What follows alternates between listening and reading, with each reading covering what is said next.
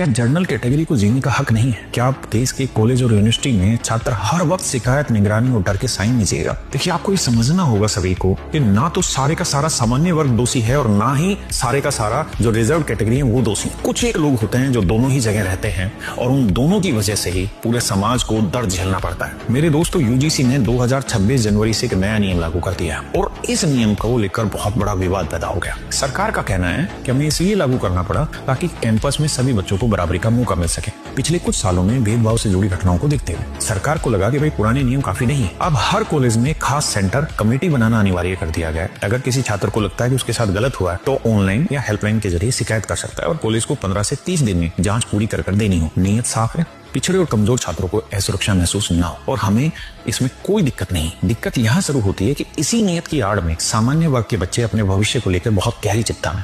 सबसे बड़ा बदलाव पुराने 2012 के नियमों से जुड़ा है। पहले ये प्रावधान था कि अगर कोई जानबूझकर झूठा आरोप लगाता है तो शिकायत करने वाले पर भी कार्रवाई हो सकती। ये एक तरीके का सुरक्षा कवच था ताकि कानून का गलत इस्तेमाल ना हो सके। लेकिन 2026 के नियमों में ये सुरक्षा कवच हटा दिया गया। समझदार लोगों को कहना है कि शायद इसलिए हटाया गया ताकि असली पीड़ित डर कर चुप न है, लेकिन जनरल स्टूडेंट्स का डर यही है। अगर झूठ पकड़े जाने पर भी शिकायतकर्ता को कुछ नहीं होगा तो यह कानून नया हथियार बन जाएगा। इसका इस्तेमाल डराने, फंसाने और बदनाम करने के लिए होने लगेगा। और सरकार ने इक्विटी स्क्वाड भी बनाई। सरकार इसे सुरक्षा टीम भी कहती है, लेकिन स्टूडेंट को यह जासूसी करने जैसा लगता है। हॉस्टल, कैंटीन, बैठने की हर जगह निगरानी।